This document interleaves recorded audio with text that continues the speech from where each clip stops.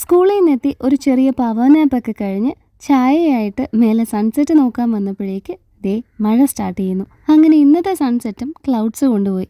ഞാൻ ഈ ഇട്ടിരിക്കുന്ന ടോപ്പും 300-നകത്ത് വില വരുന്നതാണ്. കാര്യമായിട്ട് ഷേപ്പിംഗ് ഒന്നും നടത്തിയിട്ടില്ല, ബാക്കിൽ 2 ടക്ക് അടിച്ചിട്ടേ ഉള്ളൂ. കളറൊക്കെ എനിക്ക് ഒരുപാട് ഇഷ്ടപ്പെട്ടു.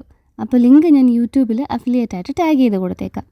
ഈ യെല്ലോയും ചുവപ്പും ഒക്കെ ദേ ആ കാണുന്ന കളേഴ്സുമായിട്ട് വല്ലാണ്ടങ്ങ് മാച്ച് ചെയ്യുന്നു. ഇനി ഇവിടെ നിന്നാൽ പറ്റില്ല, ഡിന്നർ ഉണ്ടാക്കണം. ചപ്പാത്തിയും പരിപ്പ് കറിയും പിന്നെ എഗ്ഗൊന്ന് ബോയിൽ ചെയ്ത് ഫ്രൈ ചെയ്തെടുക്കുന്നുണ്ട്.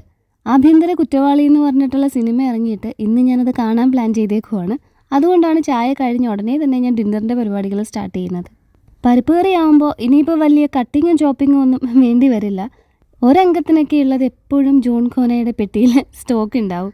2-3 ചുവന്നുള്ളിയും 2 കാന്താരി മുളകും പിന്നെ കുറച്ച് ഇഞ്ചിയും വെളുത്തുള്ളിയൊക്കെ കുനുകുന അരിഞ്ഞിട്ട്, ബൈ പച്ചമുളക് നമ്മുടെ തോട്ടത്തിലേതാണെന്ന് പ്രത്യേകിച്ച് പറയേണ്ടതില്ലല്ലോ. ഈ പെട്ടിയുടെ റീഫില്ലിംഗ് സാറ്റർഡേ സൺഡേസ് ആയിരിക്കും നടക്കുന്നത്. കഴിഞ്ഞ വീക്കെൻഡ്സിലെ മടി പെട്ടിക്കകത്ത് കാണാനുണ്ട്.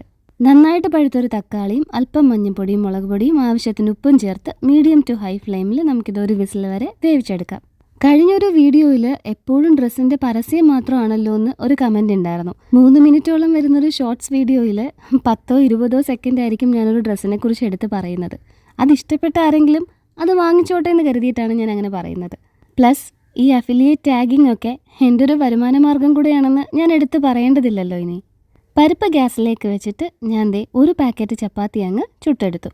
ഇത്തവണ കിട്ടിയ പാക്കറ്റ്സ് എല്ലാം 12 ചപ്പാത്തിയുടെ പാക്കറ്റ്സ് ആയിരുന്നു.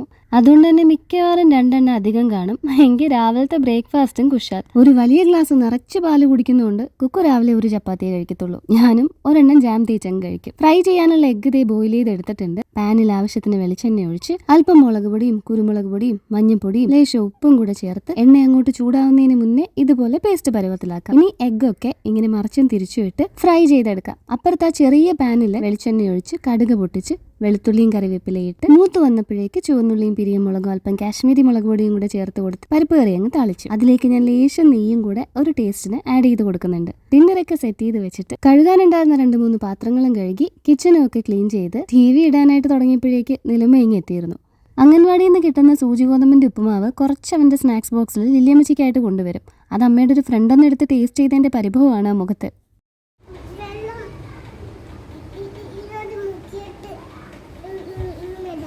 അല്ലൻ അവിടെ പുറത്ത് ക്യാരംസ് കളിച്ചുകൊണ്ടിരിക്കും. നിലുവിന് അമ്മ ചോറ് കൊടുത്തിട്ടാണ് കൊണ്ടുവന്നത്. സിനിമയുടെ ഇടയ്ക്ക് തന്നെ ഞാനും കുക്കുസാറും ഡിന്നർ കഴിച്ചു. സപ്പോർട്ട് ചെയ്യുന്ന എല്ലാവർക്കും ഒരുപാട് താങ്ക്സ് ഉണ്ട്. അടുത്ത വീഡിയോയിൽ കാണാം.